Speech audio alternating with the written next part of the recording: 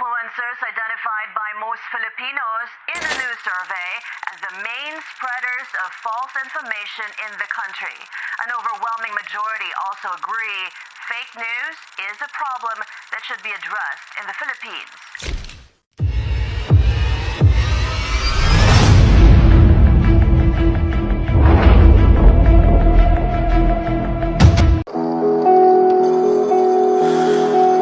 Pemirsa, video viral aksi penembakan seorang pengasuh pondok pesantren di Kabupaten Malang, Jawa Timur yang viral di media sosial ini dipastikan hoax. Kepala Sekolah Dasar dan 4 siswi SD di Kecamatan Camplong, Sampang, Madura, Jawa Timur dipanggil polisi.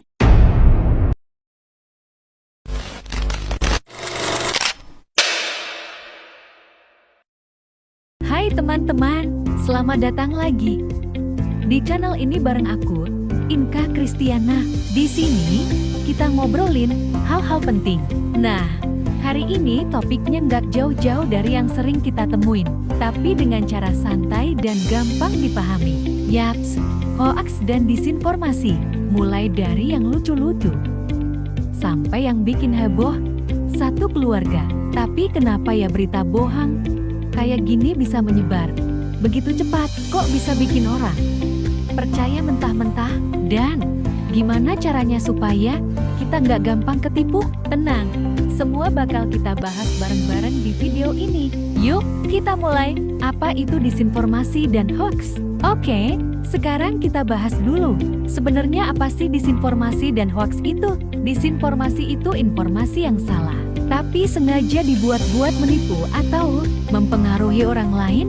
Ada niat jahat di baliknya.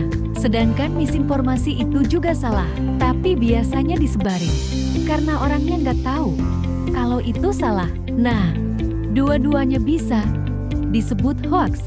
Contohnya, kayak pesan berantai yang bilang, ada orang dermawan yang bagi-bagi duit, tinggal isi data di link ini. Kelihatannya keren, tapi ternyata ujung-ujungnya minta nomor KTP dan data pribadi. Hoax sering banget dikemas biar kelihatan meyakinkan, pakai logo pemerintah, pakai kata-kata bombastis, bahkan kadang ada foto atau videonya. Jadi penting banget buat kita ngerti, bukan semua yang viral itu benar. Kenapa hoax gampang banget nyebar di zaman digital kayak sekarang? Siapapun bisa jadi penyebar berita cukup dengan satu klik. Cukup satu klik.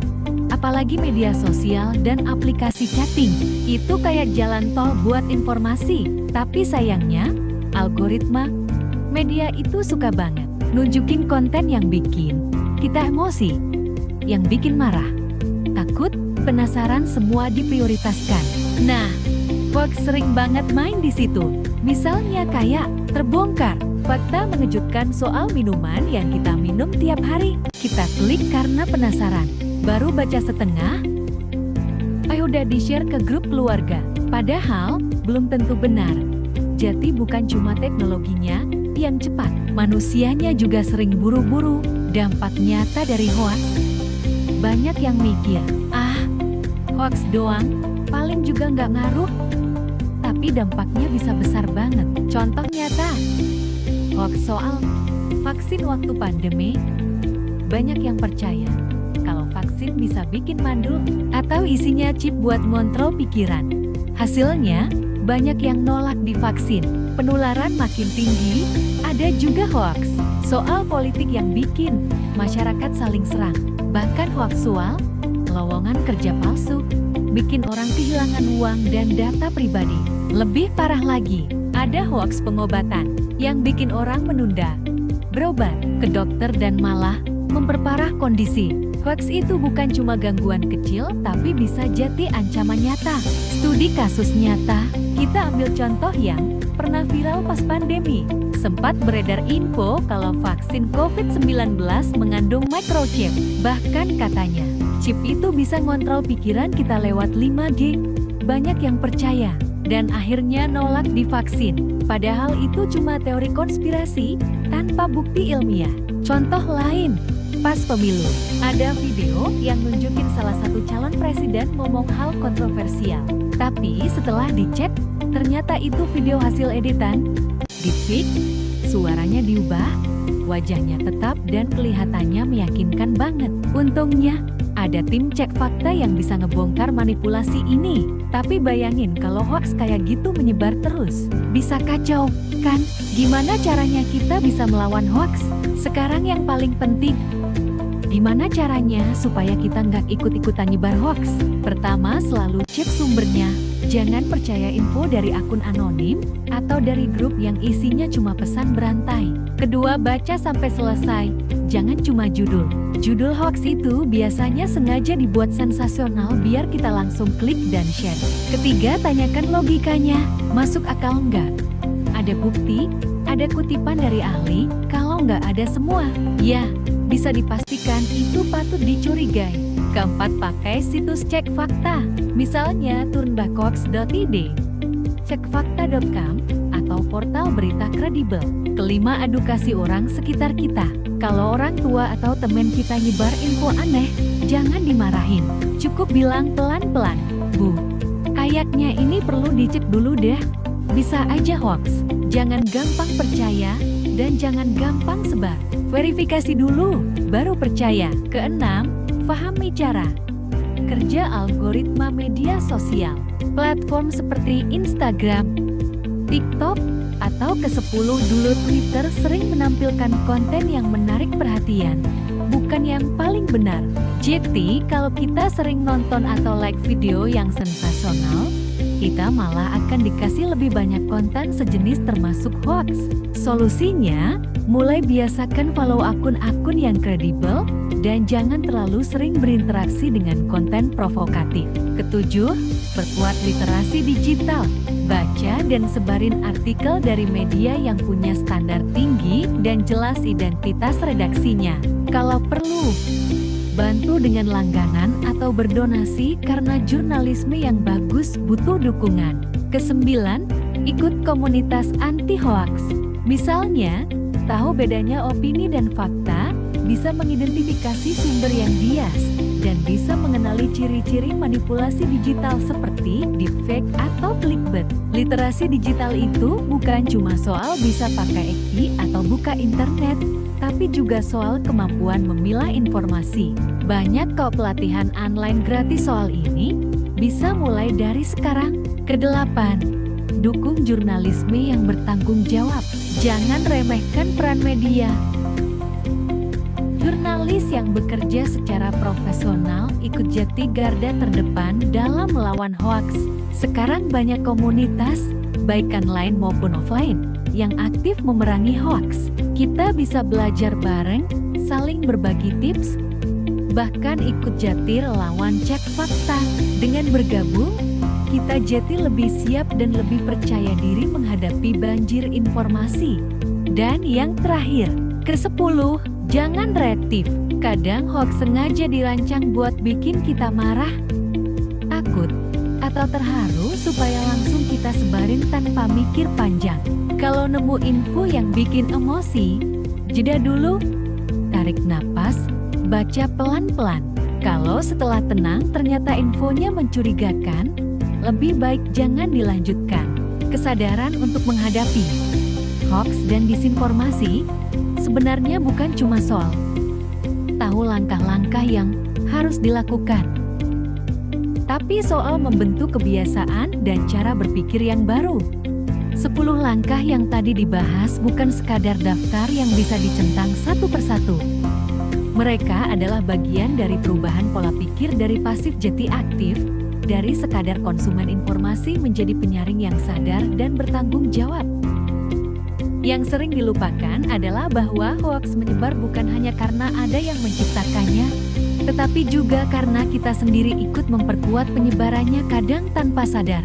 Satu klik bagikan di grup keluarga, satu komen terburu-buru di video TikTok, atau satu like di postingan provokatif bisa memperluas jangkauan sebuah informasi palsu.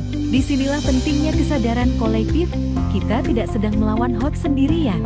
Perubahan yang nyata baru bisa terjadi kalau ini dilakukan bersama-sama di rumah, di sekolah, di tempat kerja, dan di komunitas kita sehari-hari. Perlu diingat juga bahwa mengubah cara kita berinteraksi dengan informasi itu butuh waktu.